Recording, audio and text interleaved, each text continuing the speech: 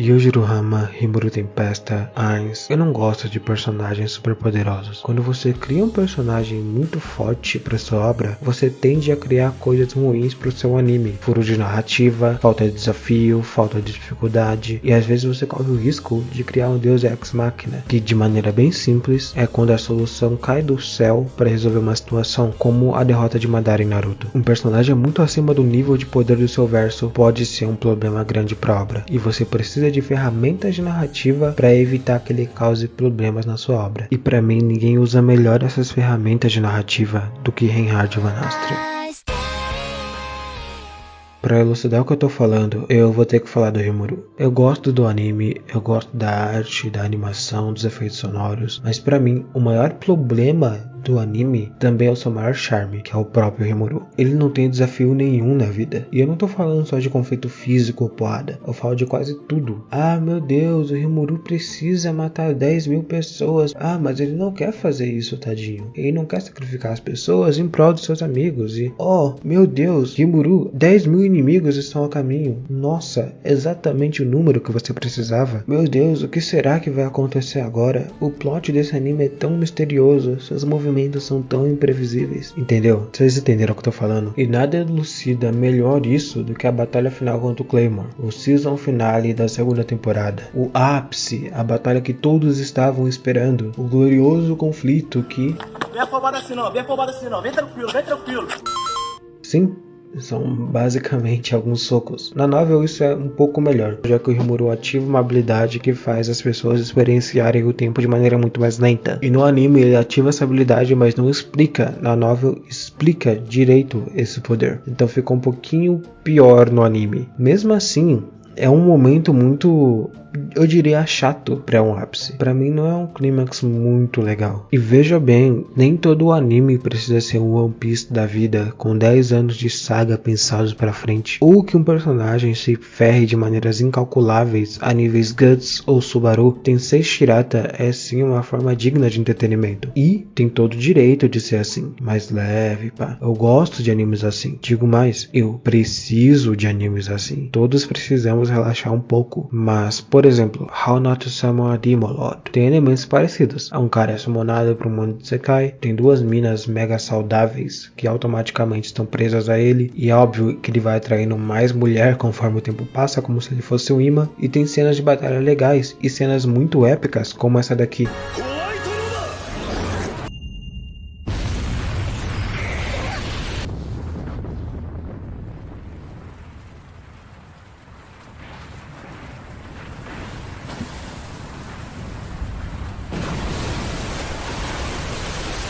Mas, todavia, How Not to Summon a Demon Lord não tenta se levar a sério, enquanto Tensei Shirata tenta se levar a sério em vários momentos. Ele tenta ter um clima mais pesado de, ah, meu Deus, o que vai acontecer agora? Mas no final, o Rimuru pode simplesmente engolir o seu adversário. E tanto faz, não tem muita tensão. O anime não gera clímax. O Momonga de Overlord, por exemplo, eu odeio o personagem dele, diferente do personagem do Rimuru. Eu gosto do Rimuru, eu gosto do anime, e eu não gosto do Momonga. Eu gostaria de ver o Ainz apanhando de maneiras incalculáveis, ao ponto que o Guts teria dó dele, falando, caramba, mano, você apanhou demais aí. Se bem que até pro Ainz eu passo um pano de vez em quando, porque ele até me fez sorrir algumas vezes. Mas no caso de Overlord é diferente, porque pra mim o Ainz não é tão importante quanto a construção de mundo. O mundo de Overlord é tão vivo, com tantas coisas acontecendo, que tanto faz ele. Ele é uma ferramenta narrativa, ele tá lá pra influenciar o mundo, mas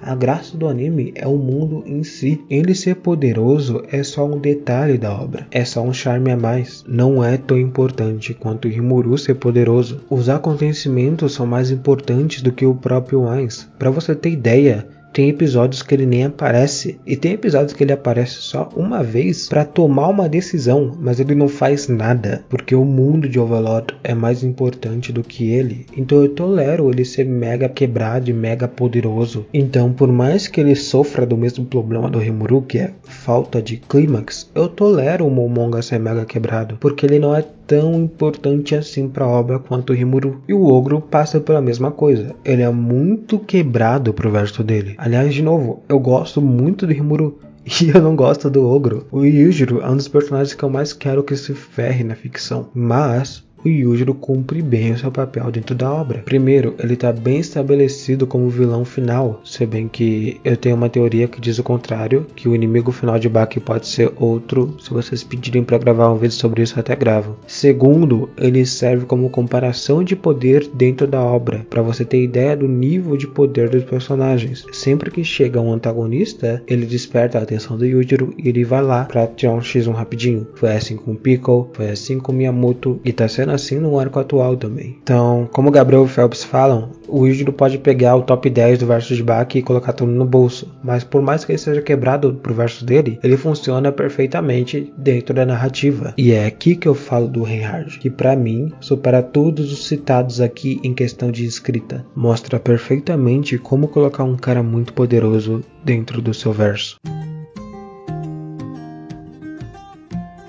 Num mundo onde o protagonista é um cara normal, assim como eu e você tem um personagem secundário que pode simplesmente destruir e reconstruir o mundo só puxando a espada. Objetos jogados em direção a ele vão simplesmente sair do seu caminho, dentre outras centenas de poderes que eu não vou citar aqui. O que você precisa saber é que ele é absurdamente quebrado, ainda mais pro verso dele, em que a magia muitas vezes é uma coisa sutil, como você perceber se alguém tá mentindo ou não, por meio de um vento que sopra dessa pessoa, ou quando os dragões puxam uma carruagem e o vento não interfere neles correndo. As magias, as bênçãos, geralmente são coisas simples. Então os poderes dele se destacam mais ainda pro verso que ele tá, e acaba na verdade deixando ele muito desbalanceado em relação ao mundo. A força dele, a beleza dele, a personalidade dele, ele literalmente é amado pelo mundo, ele é amado por tudo e por todos. Os espíritos vão até ele para curá-lo caso ele se machuque. Ele mal tem que pedir. Ele é a imagem do perfeitinho do Superman. É aquele homem que uma criança pode olhar e pensar: um dia eu quero ser assim. Ele é literalmente um santo que caminha entre os mortais. Ele tá quase sempre sorrindo. Esse homem não deve ter problema na vida. Esse homem deve ter tudo, certo? Ele não é triturado, estraçalhado que nem o Subaru. Ele não parece sofrer. Ele nunca chorou, pelo menos não na frente das câmeras pra nós. E assim como o Rimuru ou como o Superman, ele tem o poder de passar por cima de qualquer dificuldade. Mas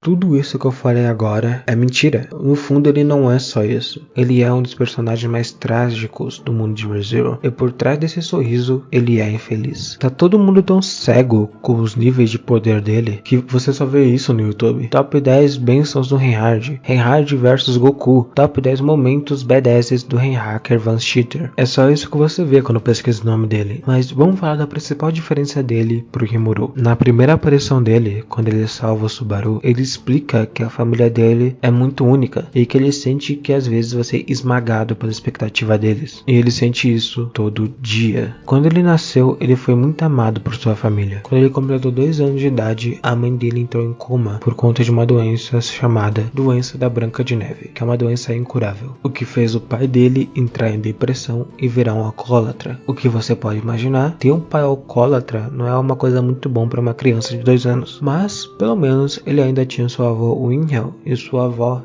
Teresia Vanastria. Aos 5 anos de idade, ele recebeu a bênção do Santo da Espada, que era de sua avó Teresia. Já que essa bênção é uma bênção que não pode estar com mais de uma pessoa ao mesmo tempo, a avó do Reinhard perdeu a bênção, assim que o Reinhard ganhou. E como ela estava numa batalha contra a Baleia Branca, ela perdeu a sua vida, porque não era mais a santa. E poderia ter sido o pai dele, mas como ele tinha se afastado da guarda real por conta do alcoolismo, quem foi a avó. Se você viu o anime, você sabe o quanto Winhel amava a Teresia, e na cabeça dele, ele perdeu o amor da vida dele por conta do neto. Por conta de suas bênçãos e do seu poder, foi criada a Lei Reinhard, que proíbe ele de sair do país, já que ele é basicamente uma arma de guerra. Pai alcoólatra, mãe em coma, avó morta e um avô que culpa um pouco ele no fundo. Pronto, a criança que quando nasceu foi o mais amado pelo mundo, perdeu quase todo esse amor e a sua própria liberdade. O que é chamado de bênção, de certa forma foi uma maldição maldição para ele. E aquela frase sutil, atrás de um sorriso, aquele momento que ele admite pro Subaru que ele se sente esmagado pelas expectativas, mostra a dor que ele sente, a dor que ele sempre estava sentindo. E veja bem, ele não conhecia o Subaru. Talvez aquele foi o momento que o Heihachi estava quase explodindo, quase chorando por dentro. Para você falar isso para um estranho, você deve estar no seu limite. Mesmo assim, ele carrega o fardo de ser o santo. A frase que o Puck fala antes do Heihachi destruir o mundo acaba tendo muito mais sentido e muito mais peso. Você é um herói, e um herói é tudo que você poderia ser. Por ter crescido sem amigos e por ser tão poderoso e saber disso, quando o Subaru fala pro Heihachi no arco 5 a acreditar nele, o Heihachi sorri, e ele sorri de verdade. Pela primeira vez na vida dele, ele foi tratado como o Heihachi, o homem, e não como o Heihachi, o santo, andando entre os mortais. Nunca na vida dele, ele teve alguém que falasse: eu te dou cobertura, eu te ajudo, deixa comigo, confia em mim, porque ele nunca precisou. Nunca foi tratado como homem. Aquela foi a primeira vez que ele não foi tratado como santo. Então, voltando pro Rimuru, se você não consegue fazer com que esse cara tenha dificuldade física, que no mínimo tenha uma dificuldade mental, eu tô falando de um personagem secundário que é muito mais bem aprofundado do que muito protagonista por aí. E o Heihachi tem a mesma coisa que o Momonga. Ele é muito poderoso pro verso? Sim. Ele tá a todo momento resolvendo todos os conflitos do verso? Não. Se você gostou do vídeo, curte e compartilha. Eu vou tentar postar mais aos poucos. A gente já passou dos 1000 inscritos, foi bem rápido. Muito obrigado pela ajuda. O server do Discord está na descrição para quem quiser entrar, e o Jiro pede pro Youtube.